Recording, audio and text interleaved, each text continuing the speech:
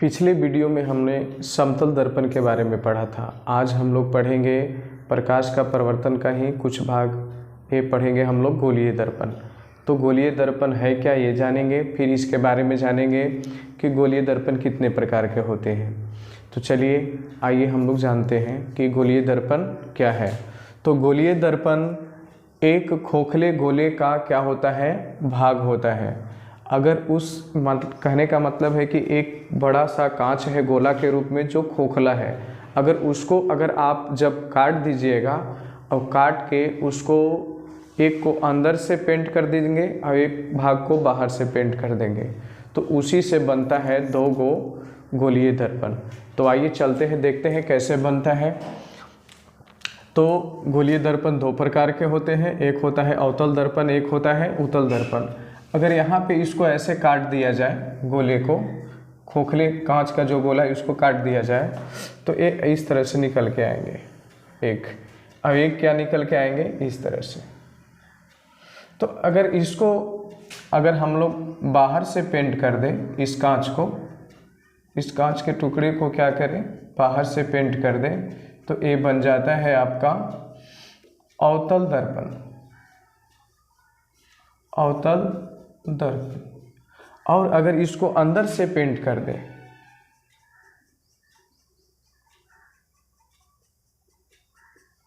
अंदर से पेंट कर दें, तो ये जो बन जाता है ये बन जाता है उत्तल दर्पण। दर्पण कहने का मतलब कि ये कांच का गोला था, और गोला जो है वो उत्तल अवतल दर्पण बनता कैसे है, तो ये पेंट करने पे डिपेंड है। अगर आप बाहर से पेंट कर देते हैं तो इसका परावर्तक सतह अंदर हो जाता है, तो ये हो जाता है अवतल दर्पण। अगर इस आपने गोले को कांच को काटा था, यही भाग यहाँ है, तो अगर इसको अंदर से कलई कर देते हैं, रजतित कर देते हैं, और इसका परावर्तक सतह बाहर होता है, तो इसको उत्तल दर्पण बोला जाता है।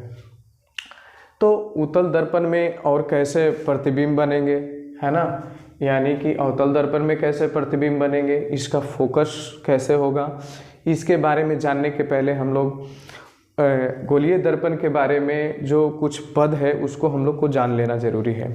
तो आइए जानते हैं कि गोलीय दर्पण में कौन कौन से पद हैं। तो मान लीजिए कि ये गोलीय दर्पण है, गोला है, खोखला कांच का गोला है। अगर इसके एक बीचों बीच अगर लाइन गुजारा जाए तो इसको बोला जाता है मुख्य अक्ष, इसको बोलते हैं मुख्य अक्ष। और खोखले गोले का जो केंद्र होता है इसी को बोला जाता है वक्रता केंद्र, वक्रता केंद्र। इसको कैपिटल सी से सूचित करते हैं, है ना। और अगर मान लिया जाए कि अगर हम इसको अंदर से पेंट कर दें, ये वाले भाग को, है ना, इसको हम लोग यहाँ से ऐसे काट देते हैं दो भाग में, एक हो गया ये कांच का भाग और एक हो गया ये। तो एक से हमने अंदर से पेंट कर दिया और एक को कर देते हैं बाहर से। अगर बाहर से पेंट कर दिए तो ये हो जाएगा मेरा क्या, आपको पता है, अवतल दर्पण।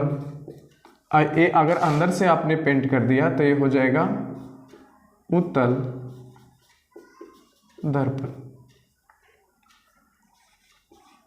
उत्तल दर्पण हो जाएगा। अब कहने का मतलब कि ये जो दर्पण के जिस भाग से ये जो मुख्य अक्ष जाएगा और दर्पण पे जहाँ पे ये छू के जाएगा उसी को बोला जाता है ध्रुव, इसको बोला जाता है ध्रुव, जिसको कैपिटल पी से सूचित करते हैं। तो वक्रता केंद्र और पी के बीच के जो दूरी होता है उसी को बोला जाता है वक्रता,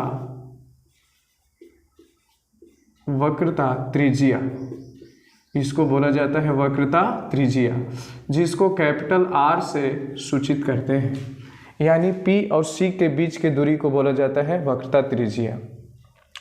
तो इस प्रकार हम लोग ये जान गए, क्या क्या जान गए कि ध्रुव क्या है, मुख्य अक्ष क्या है, वक्रता त्रिज्या क्या है, वक्रता केंद्र क्या है।